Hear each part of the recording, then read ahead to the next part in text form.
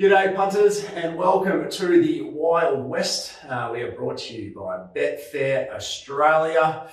Cripper joins me as always. Crip, how are you? How's your week been? Tell me about you. Yep, no complaints. We're in our Sunday best because we're about to get out to the Magic Moon sales, but as always, the Wild West takes precedence, so we'll get through it. Certainly does. We don't mind a couple on the card as well, but the one rule heading out to the sales is that you don't allow me to buy too many horses. Otherwise, this is what will end up. I don't know if anyone's seen my Twitter, but I still don't know who did this Crip. But I owned a couple of horses.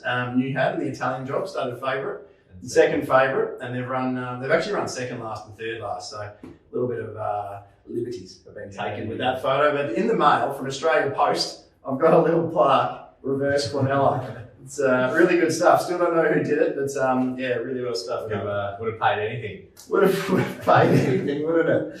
Anyway, let's have a look at last week's meeting. First of all, I started the day off with Beat the Bro Cripper. Wasn't too pleased. Now, I thought I'd given Paul my instructions in my little write-up. Paul, I wanted you to sit off the fence with some cover, roll into it from the 600. This horse isn't a horse that's going to get out of the 250 and smack the line and accelerate like Usain Bolt. Paul didn't do that, found a lot of trouble. It just defies belief how difficult that ride became. Look, a victim of circumstances to some degree, getting pushed to the fence there, but gee whiz, Crip. Good overs, even with the deductions, it was still good overs. I'm really happy with the investment, but dearie me. I'm just disappointed that the Pontiff obviously doesn't tune into the Wild West. Or he does, he doesn't like me. It was surprising that he ended up on the fence. Thought there was probably more surprising of him being 3 deep, but that's racing, I guess. That's racing. Good to see Roy Rogers with another winner. So, yeah, stable's going well down there. Then went to Boyish. We had a bit of a laugh at Boyish. And look, Boyish was beaten out of sight, don't get me wrong. But Boyish started $8.80 Betfair SP. Some people didn't understand post-race. Well, I was like, I'm really happy with that. That's a really good investment. But yeah, I'd place that again and have another crack at the stumps again. The money wasn't mine from $18 down either, so don't try and a few people were putting that on me. How much did you have on that late? And I said, no, I stopped when it got into the high teens. So yeah, good move. Love that. I love a big shortener, but didn't get the jockeys. Yeah. Same story in the last Crip with Guns of Navarone. Yeah, not much to say, to be honest. Had just got run off its legs. 1,200 back to 1,000. I guess in hindsight was a slight query, but yeah, I would have had my time again. I would have backed it again, but yeah, never looked likely, did it? Didn't, no. Scotty Emery said it looked like it was carrying Scotty Cummings.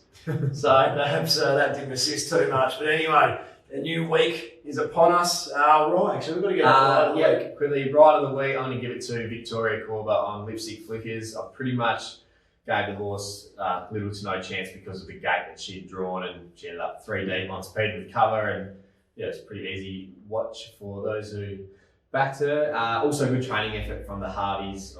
Todd Harvey was scratched the week before with a hoof abscess. The horse was nearly retired 12 months ago, so yeah, it's a good effort to get her back to her best. Yeah. Ride of the week for me was the last race. It was a losing ride. It was Plutocracy. Carleen Heffel would have been keen on it, but couldn't map it to win from where she was going to end up. She got off the fence, gave it every chance. It just tells me the story that we're never backing Plutocracy in our lives. So thank you, Carleen, for assisting with that. Horse to follow for me, little 2-year-old Luke Fernie, spin the knife. Did a lot of work to get to the breeze. Wasn't entitled to kick like that. So Luke might have a couple of nice ones with Be Optimistic heading towards the Caracara. He sure does. No. Just love when you see horses fight like that. So yeah, it's good quality to possess. I'm going to go with my horse to follow is Pablo's Poem. Was a gun back in the day. Sort of hasn't never really come up since, but his recent trial was super. And then, yeah, his first up run over 1,000, Ruben Cold, absolutely savage a line. And you watch 100 metres past the post, he actually goes past the winner. So even though he was, I think he ran maybe been 11th or 12th or something. So yeah, look for him next start up in distance, and I reckon we might see the best of him yet again. I found that odd. Another Paul Harvey fence one here, Crip. That horse coming back from a year off or a lengthy period off, the instructions are always going to be get back, run on. Sure, you just get wide and let the horse do its thing out of traffic. But I found it interesting. They went back to the fence. But they can get him right. He's going to be a fair player in time to come. But anyway, let's focus on this week. The rail is at the 5 metre position. You got any thoughts regarding track? I've allowed pretty fair. Yeah, I reckon. The good thing about Ascot lately, we haven't been whinging about it. It just shows that it's been quite predictable, but fair as well. So just until it changes, I'm just going to keep going with that mindset. Yeah, I've been whinging about plenty of other things, just not the track. Should be a fair track. Early in the day can be difficult to make grounds, as it always is. But yeah, just fair. Anyway, we're going to kick off at race number 2. I think the speed map's probably the most important part to query here. Charlton Eddie was scratched a week ago with a stable mishap, so let's presume Charlton Eddie goes around here. Charlton Eddie from 1 should lead. Fishhook find the breeze. I don't think it's an impossibility, and I'm interested to hear your thoughts, that Fishhook could actually accelerate over the top of Charlton Eddie, carrying the 51 compared to Charlton Eddie's 59.5. Fishhook doesn't jump well. She looks like a bit of a sloppy filly, probably the first 20 metres and just out of the gates, but she really accelerates. And with the 51, she'll have absolutely nothing on her back. So I give her a chance of finding the fence group. Yeah, no, I know obviously you're keen on Fishhook and I'm in the same boat as you, and yeah, I'd love to see Maddie just not lead at all costs, but really, if Charlton Eddie wants to lead, just really put some pressure on with that weight. Yeah. So over 1,000 metres, if she was to find the rail, then I think she's in with a super chance. Obviously, last start led, gave a really good kick, but was run down by Triple Missile, who I think is going to be one out of the box. She's that rated absolutely super. She's got multiple ratings in her short career to date that would be good enough to win this. She finds the front, they might struggle to catch her. But in saying that, this is a pretty good race with a lot of talent. I just can't believe how well found she is. She's $4 currently. Price did she go up at the local agency? Look, Brad McManus from the local agency. You've full named him. He's not hiding to nothing, because when he does a good job, which he has been lately, he's been super. We don't murmur a word about it, but yeah, he went up $14. So come on, Brad. He was due for a shocker, and I think he's given us one. This is Barry. Okay, what I found interesting. Okay, quick question here. You probably don't know, you haven't thought about it too in depth. If Triple Missile's in this race, it's very likely Triple Missile's favourite. You find Triple Missile, right? If Secret Plan was in this race, Secret Plan's not far from the top couple of picks. For my mind, Fishhook here, and correct me if you feel this is wrong, is down in class. Just looking at who she is racing against. She's finished half a length of Triple Missile. She was a length in front of Secret Plan. She now drops 3.5 kilos to a race where she's arguably racing easier horses. Potentially. That's definitely going to be up for debate, but that's a major selling point for me. I think the fact she's coming out of a midweek race doesn't tell the full story about how strong that midweek race was. I think if you reworded that question, if I had to pick one horse to own out of this field and last week's field, I'd pick Triple Missile. Yeah. So I just think it's the right form, and she drops weight on that run. So, gee whiz, for me, it's a very easy investment. I marked Fishhook around $3, Grip. You're a bit longer. Yeah, $4 to me, and I won't be diving in at the current quote of $4, but I in my head, I don't know why I thought I was going to say $7, $8, and that would have been enough for me. But we'll wait and see what. To be honest, this is a bit of a pattern for the day for me. I actually really like the card, but the prices just haven't come up what I expected. So. I know we say it all the time, but this would be a great betting card for Betfair. Yeah, 100%.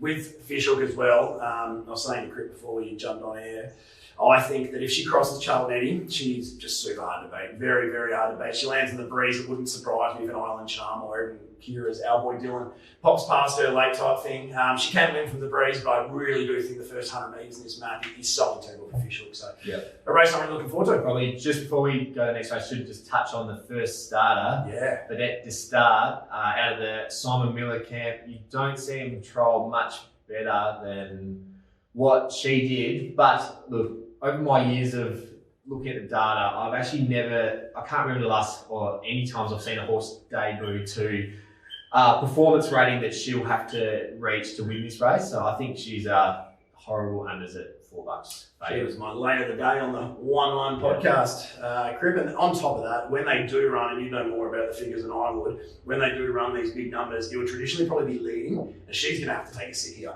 Like, she's going to have to come off them. It would be, gee, if Simon can get her up, then good on her, but good on him. But no, I never understand why horses don't just go to a maiden for their debut, because you always hear about trainers saying like how much they will learn from that, the race day experience. So, but maybe Miller knows more than us and might be a superstar. It's going to be a Klondike Kenny moment, perhaps. We look at race number 4? Yeah, we will. We're going to touch on that. Race number 4. It's a race we both, I really like the shape of, and I think you do too. Just that the prices at the moment are a little bit sloppy here, Crip. I know that Q Balling's a horse you got a lot of time for. Yep, 100%. I think hands down, Q Balling's the best horse in this race, but my query is with him. First up, when I was keen on him, he bombed the start, which probably is an anomaly. But even last start, although he won really well, he settled midfield and he didn't really leave the gates as clean as what he'd shown at his previous campaigns, which gives me some concerns that there's a ton of speed in this. If he doesn't jump as like he did last start, if he jumps like he did last start, and Victoria Corva gets, I don't know, 3 back the fence or trouble, just stuck in traffic, it's probably enough for me to avoid him at the sub $3 mark. Yeah, I actually marked the pair of them. When I say the pair of them, Don's Legacy and Q Balling, mid-threes. Q Balling probably has the more upside, but I'm just really worried with the map. Don's Legacy, I think, is more reliable out the gates. Will probably land on the back of the speed. It's funny going back through Don's Legacy's last run looks like somewhat of an anomaly. Pushed Resort Man and Weapon Sun, 2 horses are absolutely flying at the moment in the Dumiscus Crown at Pinjarra, a fortnight ago. Taking away the straight 1,000-metre run before that, which I'm always happy to discount. The previous 2 efforts, sat deep the trip when we were both keen on him at Belmont in September, and the start before that, finished 3 lengths off in a rodeo. Stiff as anything in the straight. Watch that again. He probably goes close to winning that with normal luck, So I think Don's Legacy is just a horse that is getting better and better and better with every start. Round about the $5 mark, I'm probably happy having something on around that quote, but I'm expecting Q Balling to stay really firm in the market. So I'm hoping for that reason we can shop the 5, 6, maybe anything above that might be ambitious for Don's Legacy. But they're the 2 that I'm really focusing on here, Greg. Yeah, I had Q Balling $3, and that price I had allowed for some bad luck. Like if I thought that Q Balling was going to lead, I'd have him even money. Don's Legacy $4.30. Look, when the odds went up, there was $3.30 Q Balling and $6 Don's Legacy, which would have been an easy back Don's Legacy save Q Balling, but they moved pretty quickly. And it wasn't my bet. So at $5 and $2.80, it's just a little bit short for me to have a 2. Sticky, isn't it? I had everything else in the race double figures, but Sir Mambo was huge last start, but would have liked to see Apprentice probably. How many times have we said that though? Yeah. Sir Mambo sits 5 deep the trip. That's his happy place, I think, out there. So, dearie me. All right, let's move on to the Quadrella. Crip, what do we like in race 6 over the 1,400 metres? Race 6. Look, on a day where a lot of the horses I like are currently around my price or below it, my best of the day is I'm going back to one of my old favourites in Resort Man. Now look, he started this campaign with some super runs, and then he just started to do a few things wrong. He was over racing a touch, and anyway, the blinkers went on, Chris Parnham went on, and he was just back to his brilliant best last start at Pinjarra. Got the job done when they rode him with a sit. Now look, steps up to 1,400 metres, draws perfectly in barrier 5. There's going to be a ton of speed on in this, which I think is a good thing because they'll ride him with a sit again, and it's every chance that he'll settle better with a hot tempo. And I just think he's a horse on the way up. I've marked him $2.60. There's $2.90, $3 available. So look, it's not huge overs, but for a horse that is always well supported, he's a bit of a spruik horse. I'm happy to get involved. Yeah, I like that. Not a race I like at all, to be honest with you. The one thing that stood out to me was I found it so hard to mark a second favourite. So that tells you a bit of a story about the race. So I had Weapon Sun second favourite. Just the map as well. Gets some 1.5 kilos on Resort Man, but 1,400's a query. And the map. Another one of my favourites is Laurentinho, who will really appreciate the month between runs, I think. I'm pretty sure I heard Lockie Taylor say They reckon he was due for a freshen up. So yeah, he's got dig deep form. So it's surely good enough, isn't it? That's the formula. But yeah, we've like again an hour ago, Resort Man was $3. Laurentinho was 11s, which is a nice back and save, but it's sort of at the 280, 290 and 8, not as much. I'll probably just play Resort Man. Yep. I like it. Race 7 over the 2,200 metres. So this must be a race that I'm keen on. One. Oh, hang on. Hold the phone. The big fella's stepping up to staying company here. I feel like I'm in uncharted waters here. Yeah, when you messaged me saying you wanted to, I actually queried him. I said, did you mean 8, not 7 that you wanted to discuss? And then I initially thought, because I know you've had a good win 23 red in the past, so I thought you might have found that, expecting it to lead. I was very interested, but yeah, anyway. You talk me through it. Look, so for those who don't know, I never really look at staying races. I still do all the reviews, but they're normally a race where if I don't have time, I don't even do the form for them. But I was that taken with the first up performance of Brothers Keeper that I just I had to do the race, and yeah, sure enough, I found him. So first up for new trainer Kieran Madonna, over a mile. Look, he's an on-speed horse, like a tough on-speeder, and for whatever reason they rode him back. He got horribly blocked at the top of the straight, chopped out, but the way he hit the line, like, it was just a real flashing lights run. And for me, like, I have I keep a spreadsheet with horses to follow, but he was sort of in bold with exclamation marks everywhere. Like, I really wanted to see where he went next. A bit disappointed he didn't go to 1,800 metres, because second up 2,200 has got to be some query. Tell you what though, Kieran, the Irish trainer, he knows how to get a fit. He does, so I've got a bit of confidence in that. Look, he gets in with 51 kilos, 51 and a half kilos. Christy Bennett's riding well. Barrier 2, if he doesn't lead, he'll probably be box seat. He'll definitely be in the first 4. At around that $11, $12 mark, I've got to have something on him each way, even though I don't have the same amount of confidence betting into these distance races as I do the sprints. Yeah, no, I like it. I've marked Brothers Keeper a clear second elect. Cousin Ivan's the one for me. Current price doesn't enthuse me too much. Got Cousin Ivan 280, bet 330, 350 and above will probably get me, but can definitely see what Crip's saying with Brothers Keeper. It's the thing is, last campaign for Tiana Robertson, I think it was the last campaign. So he just dropped a stack of points. I love a horse. So he peaked as a 78 rater. He's now a 67 rater. So that's 11 points, 5.5 kilos, plus Christie's claim, and he's now potentially going well. So you dropped all these points, getting a claim, drawing well. I can see where Crip's, I'm picking up what Crip's putting down here. So he can definitely run a race, but he is a little bit speculative, just second up for the new stable, that's all. Yep. Nah, don't need a heap on at 12s, and I won't be going over the top. But exactly right. Worth something. I like it. Yeah, good stuff. Yeah. That's the type of bet that gets me excited. All right, the feature race of the day. How good is, I don't know how much you enjoyed getting into this, but the set weights and penalties are a little bit skew. If Trap for Fools is now 2 and a bit months, 2 years and a few months since his Group 1 win, so instead of carrying the 59.60, I'm not sure exactly what he'd have, gets in with a 56.5 as a 110 rater. Doesn't look right. Poor old Hecky McLaren and Adam Durant with touch of silver and he's a Parker and giving weight away. Come on, set weights and penalties, geez. I just thought it was a cracking race. Cockney Crew is such a nice horse. Another one for Kieran McDonough, first up, 1,800 metres. I think he'll lead. Trapper Fools will try and come across, but you've got Wrinkly, you've got Harry Thomas. I can't imagine they're going to have a huge plan in not being somewhat attacking with Harry Thomas after he won last start. So they'll end up sitting, I'm sure. But there's going to be a lot of speed, and it's a lot of willing speed. Trapper Fools first up 2 months. I don't think Trapper Fools finds a breeze that easily, really, on paper. Wrinkly has to be ridden more aggressively, even though it's 1,200 to 1,800. I don't think they're going to sit Wrinkly. Then Cockney Crew, Kieran and Cockney only know one way, and that'll be to roll along in front. If Kieran gets Cockney to win, leading throughout, first up 15 months over 1,800 metres, like you just tip the hat and you say, well done. If my bet loses, I actually hope he does, because Kieran's a cracking bloke and he's a cracking trainer as well.